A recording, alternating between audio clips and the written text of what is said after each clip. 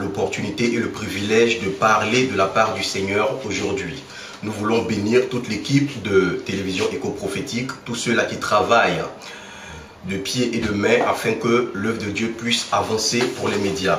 Je suis l'évangéliste Patrice Azaf et le Seigneur me fait la grâce de conduire une vision qui s'appelle les citoyens d'en haut. Aujourd'hui, nous parlerons d'un sujet sur la base d'un verset que la plupart des chrétiens connaissent. Nous sommes dans Jean le chapitre 8 du verset 1 au verset 11. Jean le chapitre 8 du verset 1 au verset 11 et je fais la lecture. Jésus se rendit au mont des Oliviers, mais dès le matin il revint plutôt dans le temple et tout le peuple s'approcha de lui. Il s'assit et se mit à les enseigner. Alors les scribes et les pharisiens amenèrent une femme surprise en train de commettre un adultère. Ils la placèrent au milieu de la foule et dirent à Jésus, « Maître, cette femme a été surprise en flagrant délit d'adultère. Moïse, dans la loi, nous a ordonné de lapider de telles femmes. Et toi, qui dis-tu » Il disait cela pour lui tendre un piège afin de pouvoir l'accuser. Mais Jésus se baissa et se mit à écrire avec le doigt sur le sol. Comme ils continuèrent à l'interroger, il se redressa et leur dit, « Que celui d'entre vous qui n'a jamais péché se mette à lui jeter la première pierre. » Puis il se baissa de nouveau et se remit à écrire sur le sol. Quand ils entendirent cela, accusés par leur conscience, ils se retirèrent un, à commencer par le plus âgé jusqu'au dernier. Jésus resta seul avec la femme qui était là au milieu. Alors il se redressa et, ne voyant plus que la femme, il lui dit, « Femme, où sont ceux qui t'accusaient? Personne ne t'a donc condamné ?» Elle répondit, « Personne, Seigneur. » Jésus lui dit, « Moi non plus, je ne te condamne pas. Vas-y et désormais, ne pêche plus. » Aujourd'hui, le thème que nous allons traiter est « Quelle voix reçois-tu » Quelle voix reçois-tu?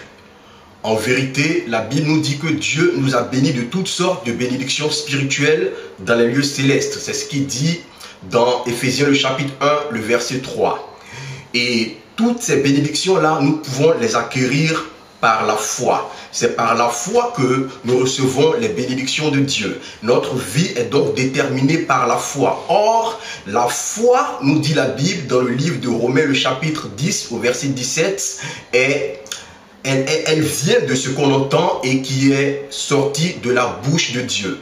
Donc, nous comprenons par là que notre vie est déterminée par ce que nous entendons. La manifestation de ce que nous entendons est ce qui crée une certaine atmosphère par rapport à notre vie. La foi vient donc de ce que nous entendons. La foi vient de ce que nous recevons. C'est pour ça que nous posons la question suivante. Quelle est la voix que tu reçois? Lorsqu'on regarde la création, dans le livre de Genèse, la Bible nous dit que Dieu a tout créé par sa parole. Il dit que la lumière soit et la lumière fut. Il dit à la terre que la terre produise toutes sortes d'arbres portant en lui sa sémence. La terre a donc entendu la voix de Dieu. Elle a reçu cette voix et elle a manifesté ce que la voix de Dieu avait dit. Le Seigneur se tourne vers les eaux et il dit aux eaux que les eaux produisent toutes sortes d'animaux, des animaux marins, des animaux qui rampent sur la terre, des animaux qui volent.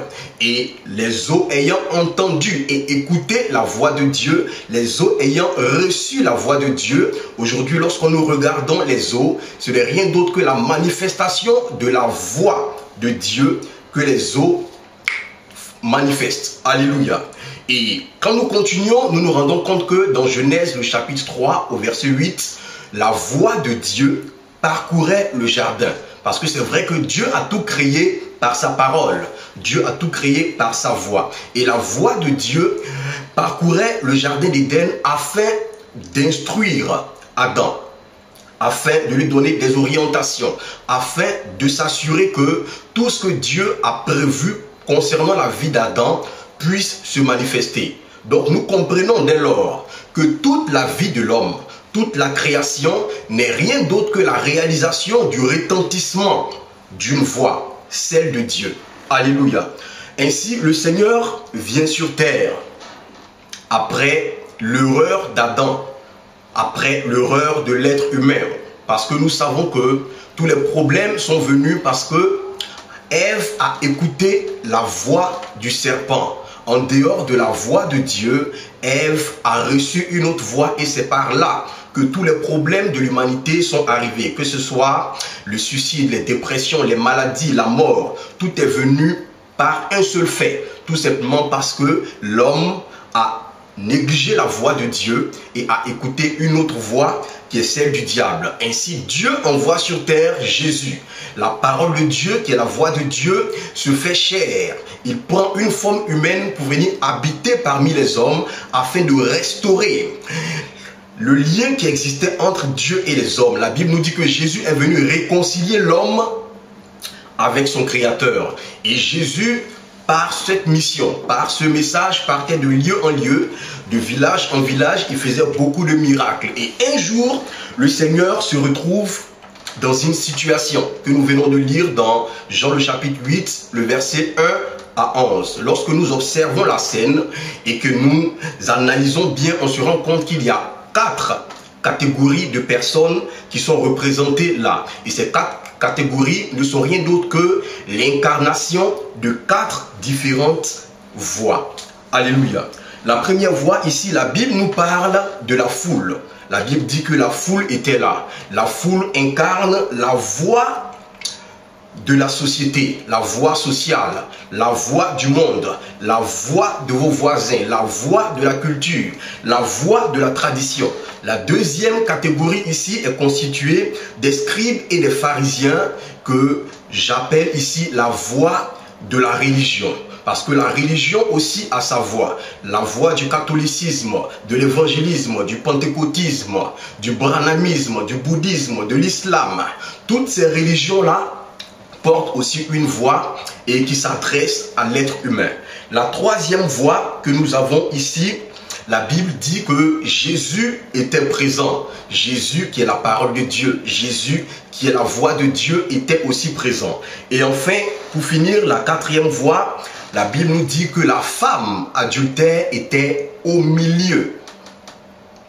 Et celle-là, je veux parler d'elle comme étant la voix de la conscience, la voix de la décision. Cette voix qui nous donne la capacité de faire un choix. Alléluia.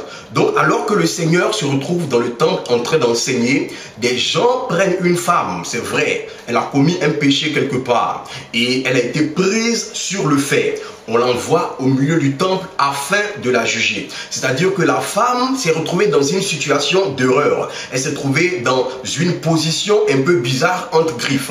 Et là, il y a un jugement qui devait se faire. Il y a plusieurs voix qui devaient apporter un certain verdict. La Bible nous dit que la foule l'avait mis au milieu. Aujourd'hui, je ne sais pas quel péché vous avez commis. Je ne connais pas le problème dans lequel vous vous trouvez. Je ne connais pas les erreurs. Mais il est clair que la société aussi a sa voix quelque part. La société a une voix qu'elle apportera et qui pourra déterminer la suite de votre vie. Aujourd'hui, plein de personnes n'arrivent plus à avoir confiance en elles, tout simplement parce que la société les a disqualifiés. Soit parce que vous n'avez pas réussi dans les études, soit parce que vous êtes une famille qui n'est pas aisée, soit parce que vous n'avez pas pris le temps véritablement de bien étudier et d'avoir des diplômes, soit parce que vous êtes pauvre, soit parce que vous êtes sans papier, je parle de ceux qui sont dans les pays occidentaux, soit pour plusieurs raisons. La société donnera un verdict. La voix de la société parlera à votre conscience. La voix de la société donnera une certaine orientation à votre vie. Et c'était le cas de cette femme. Cette femme, au milieu de la foule, a été traitée d'adultère. Le mot adultère ici n'a pas été prononcé par Dieu. Ça n'a pas été prononcé par la femme elle-même, mais cela a été prononcé par la foule et tous ceux-là qui s'en suivaient. Aujourd'hui, beaucoup de personnes étant marginalisées par la foule, par la société, par l'administration, se disent venir vers la religion pour trouver du réconfort, pour trouver de quoi se reposer, pour trouver quand même quelque part une solution. Mais ce n'est pas le cas. La Bible nous dit que les hommes religieux, la religion prend cette femme et on la place au milieu. Et la voix de la religion retentit. La voix de la religion dit, nous, dans notre religion, Moïse nous a dit, pour telle femme, pour cette sorte de femme, elle mérite la lapidation. Peut-être que tu es dans un problème, peut-être que tu es dans un cas difficile, peut-être que tu es disqualifié, peut-être que tu es face à un certain nombre de limites quelque part et la religion te juge. Certains diront, nous, dans notre religion, une femme entre griffes ne prêche pas. C'est un exemple. Nous, dans notre religion, lorsque tu commets telle ou telle faute, tu mérites d'être lapidé. Nous, dans notre religion, lorsque tu es un homme ou tu es une femme et que tu poses tel ou tel acte, tu mérites d'être tué. Tu ne mérites pas de vivre. Quelle est la voix de la religion te concernant? Quelle est la parole ou le verdict que la religion t'adresse? J'aimerais ce soir que vos oreilles s'ouvrent, que vous ayez l'esprit ouvert et que vous soyez disposés à recevoir ce que le Seigneur a prévu pour vous ce soir. Alléluia. La religion dit, cette femme mérite d'être lapidée. Elle doit mourir. Beaucoup de personnes aujourd'hui ne croient plus en eux. Beaucoup de personnes aujourd'hui n'ont plus confiance en elles, tout simplement à cause du regard de la religion. Écoutez, je ne sais pas l'erreur que vous avez commise quelque part. Peut-être que dans votre religion, vous avez fait une erreur, on vous a mis de côté. Dans la religion chrétienne, par exemple, on parle souvent du conseil de discipline, on parle souvent d'excommunication, on parle de beaucoup de choses.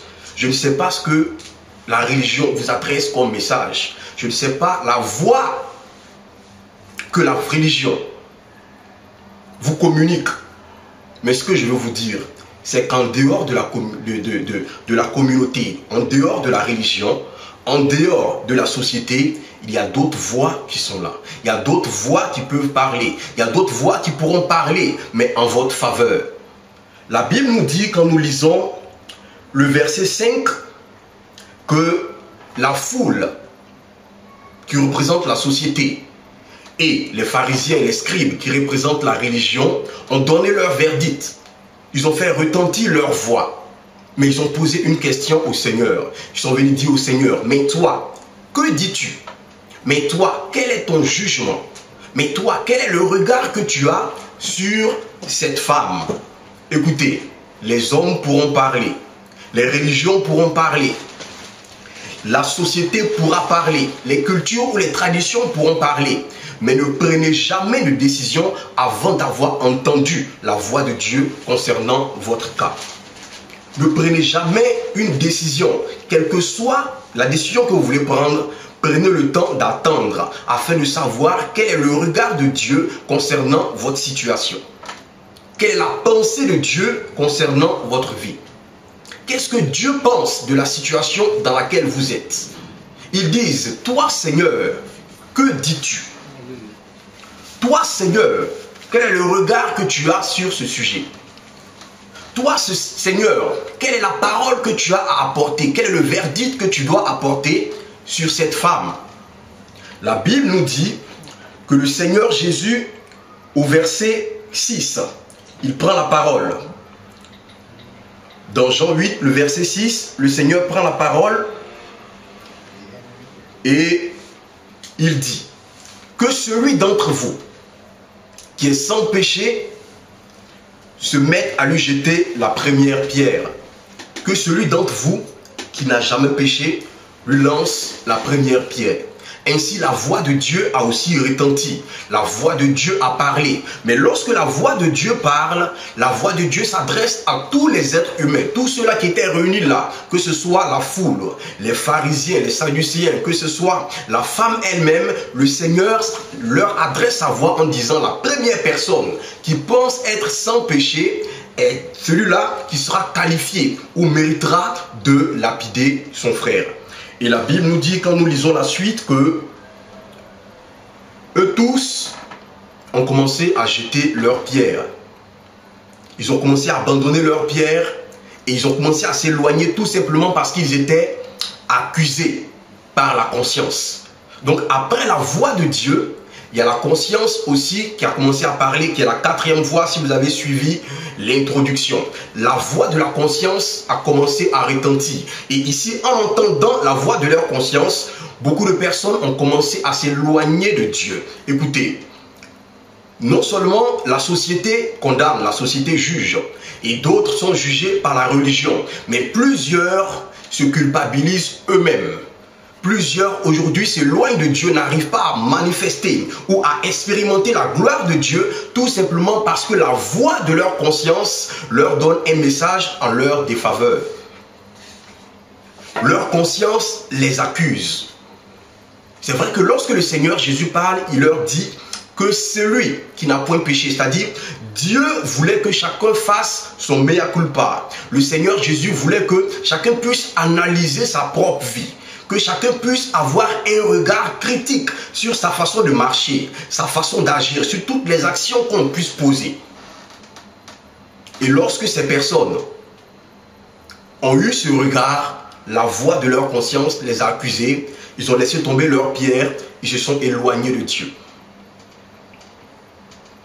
Peut-être que ta conscience t'accuse quelque part. Je me souviens encore quand j'étais jeune chrétien, et j'avais tellement l'habitude de retenir les versets bibliques.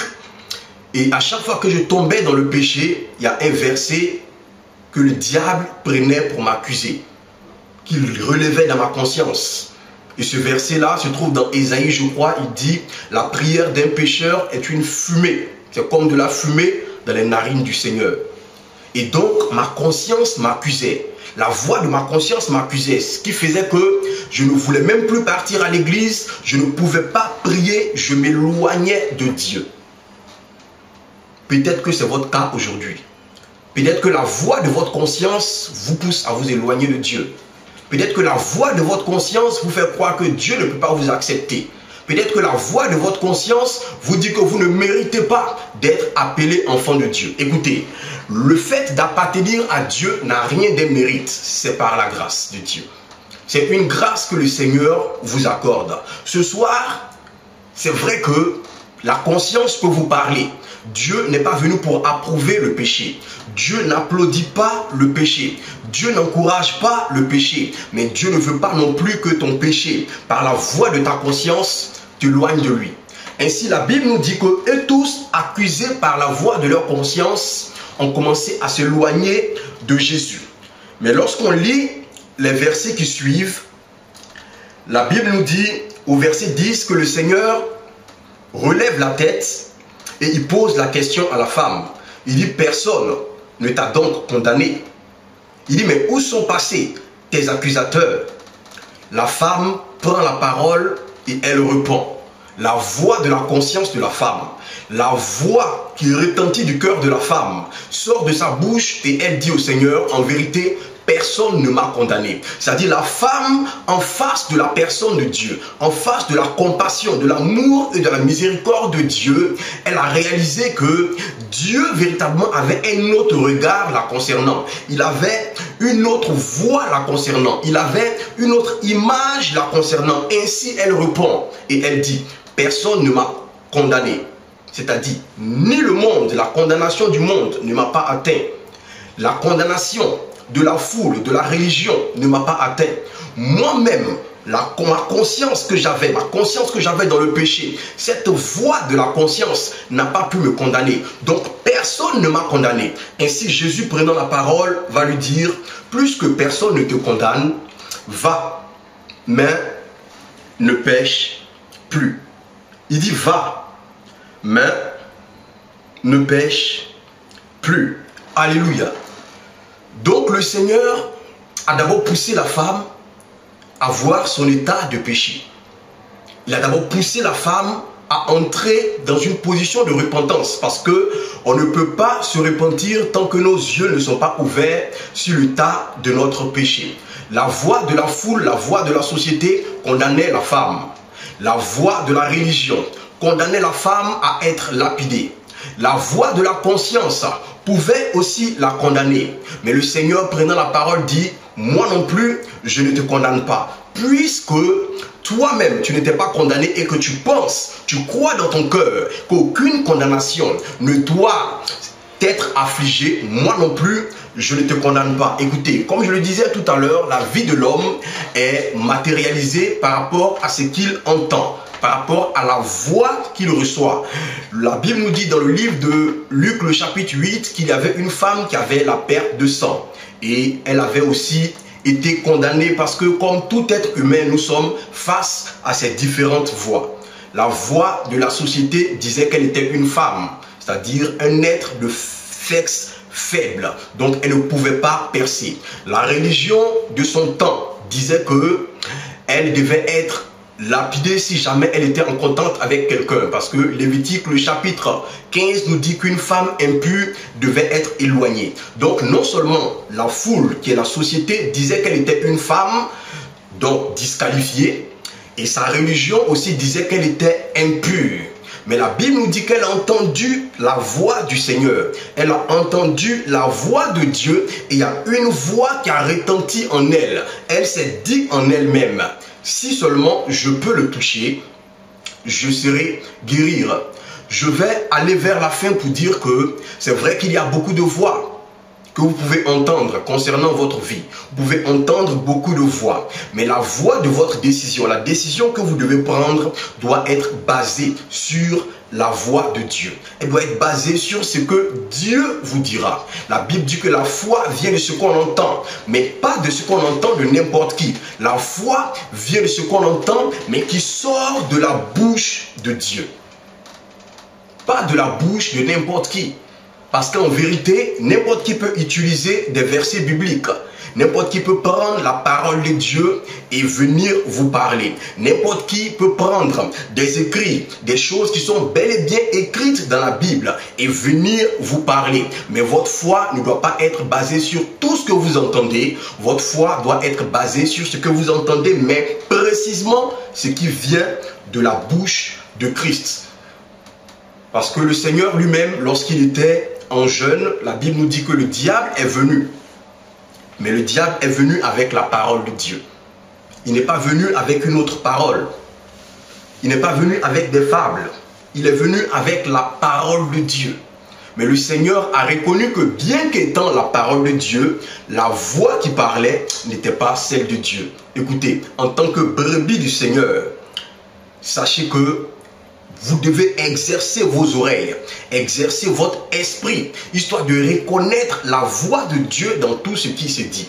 Histoire de reconnaître la voix de Dieu dans toutes les paroles qui sont prêchées. Car la Bible nous dit dans Apocalypse qu'il y avait quelqu'un qui était comme un agneau, mais qui avait la voix d'un dragon. On peut avoir l'apparence d'un agneau, mais le plus important, c'est la voix. Et cette femme n'a pas écouté les autres voix. Elle n'a pas écouté la voix du monde, la voix de la tradition, la voix de la religion, la voix de la culpabilité. Elle a écouté la voix du Seigneur Jésus et elle s'est connectée à la pensée de Dieu. Elle s'est connectée à la volonté du Seigneur et c'est ainsi qu'elle a été délivrée. La pensée de Dieu, c'est quoi? C'est que vous ne péchiez point, vous ne péchiez plus, mais que vous alliez. Le Seigneur lui dit: va et ne perche pas. Parce qu'en vérité, Dieu vous appelle à de grandes choses.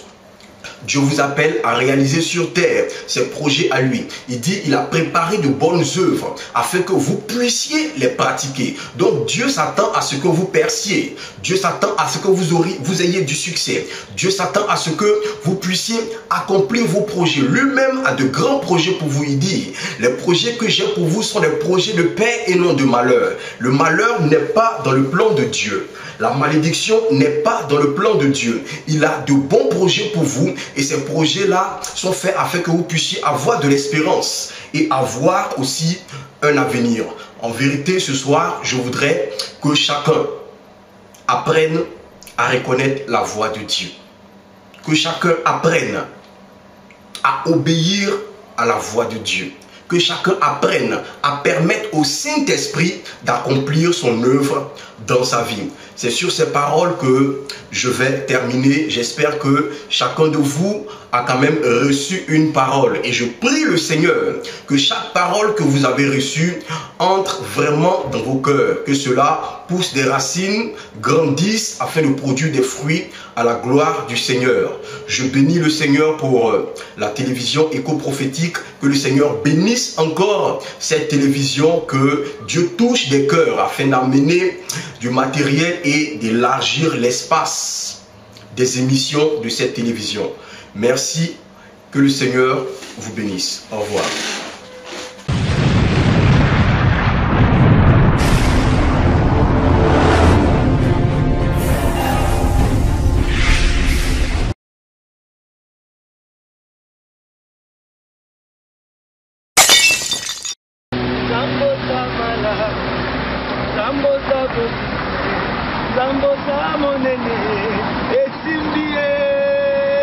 na Yesu nde esimbi mpona kozwa banouvelle na biso, mpona kozwa bainformation, mpona koyoka banzembo ya balibongo na biso ya sika. Eza facile, beta kaka www.ecoprophétique.com www.ecoprophétique.com. Nzambe apambola bino esimbi